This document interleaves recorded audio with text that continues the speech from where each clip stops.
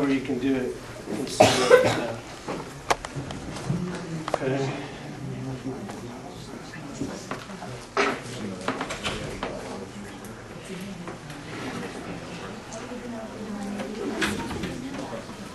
You lay on the side. Let's go. So you're looking for, you're stressing the posterior sacroiliac ligaments, and then you're pressing down this way. Okay.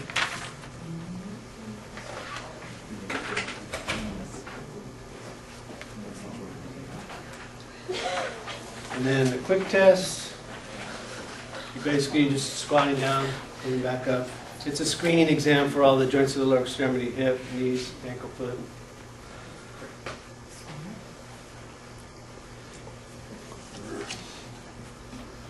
All right. That's good.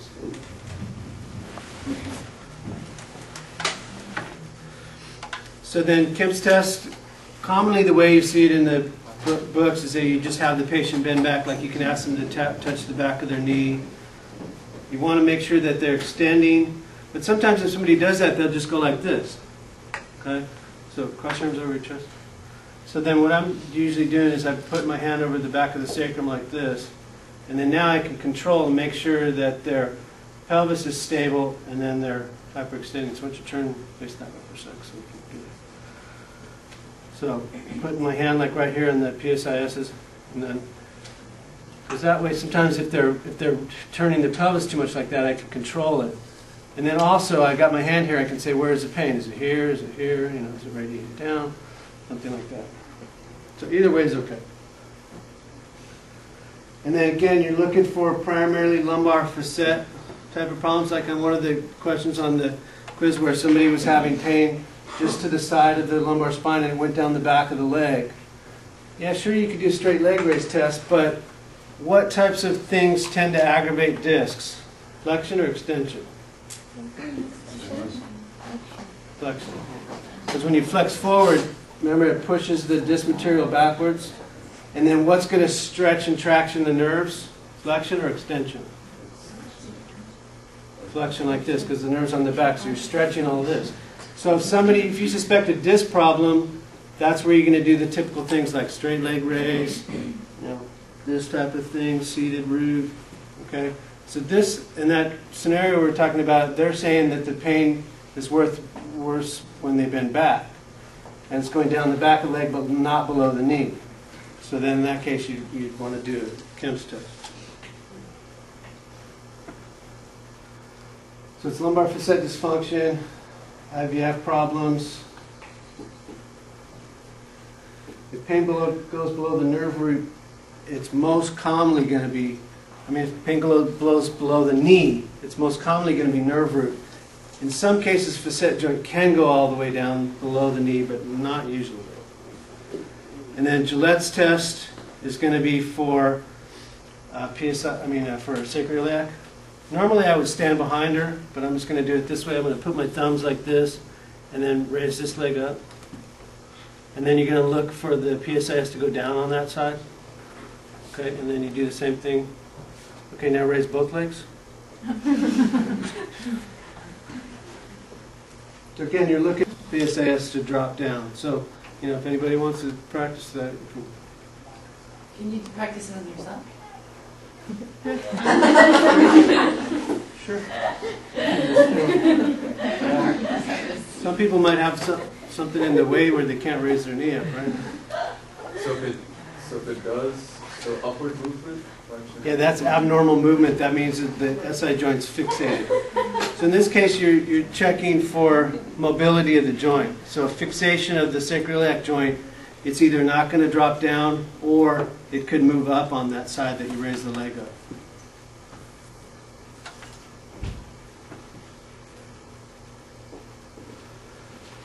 And then we have the double leg raise. And in this situation, it's pretty easy for me to reach under here and raise the leg up like that. In some patients, you're barely going to be able to lift the leg up. So you can just go like this, and then if you even watch, so move this like that, you can see now how her lumbar curve is She has lordosis. So it's not starting to change until I get right about there. See right now where her pelvis is starting to rock? So now, from here we're looking at the SI joint, and now we get into the lumbar, and we get up into here. And then you can feel that as you go along. I mean, if you have your hand under here, you can feel now the SI starting to kick in, the lumbar starting to kick in. So depending on where they have the pain, that's just going to help you to try to isolate if there's something going on in the SI joint, the hip.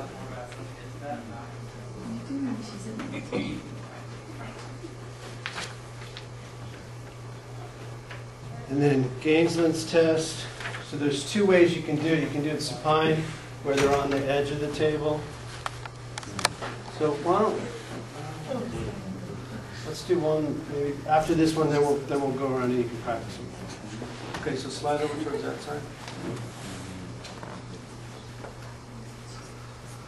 So we're going to drop this leg down the edge, bring this one up, and then press down here like this. You have to make sure that that ankle's not hitting the ground. I mean, if it's like this and you're pushing down on it and there's nowhere to go, you need to kick it out. So usually what you're going to do is do it just like this, and you can use your knee to extend that leg out. And then, I think I mentioned before, like sometimes you'll find that certain tests that you're going to use that you can put together into a routine, because most of this is wasted effort. It's like sit down, stand up, turn on your side, boom, boom, boom. You don't do all that. You get them in one position and you do everything that you're going to do in that position.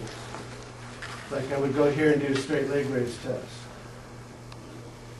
Okay, then this here, and then do that. And then what test is this? Favors. So we're looking for hip problem or lumbar sacroiliac. And then you can go here and to do the Gainsland's test. That's kind of just a screening thing for the SI. If you want to do a better test where you can isolate it, just slide towards me and lay on your left side down facing up. Okay, bend this knee, hold this up like that, and then hold the knee up like that. Okay, and then now here's Gainsland's where you're doing it sideline. Sort of pulling back like that. Okay, so we're looking to hyperextend at the SI joint.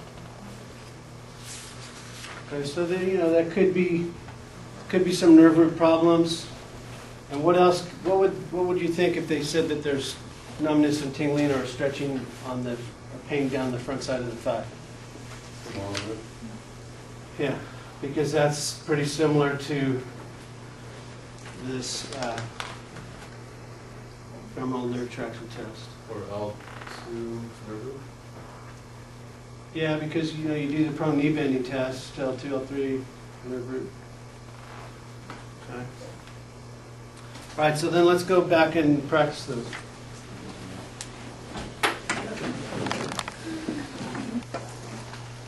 Okay, so could you do this same time you're doing the Gainsland's if you're doing it with the patient on the side? Yeah. So you're either doing it, actually the way the picture shows it is I'd be over on the other side, pushing like that. Okay, it's a prone knee bending test. Patient's prone, bend the knee. Okay, and then let's look here. You notice anything on there? Yeah, or hips flexing.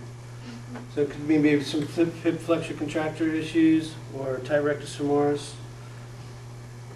Okay, so if there's some lumbar nerve irritation, it can go have lumbar nerve root going down. Or you can do this part of it's called Eli's. Okay? So you're just hyperextending at the hip, putting force into that SI joint. Pretty much like Gainsland's, except in this case we're not able to flex this hip.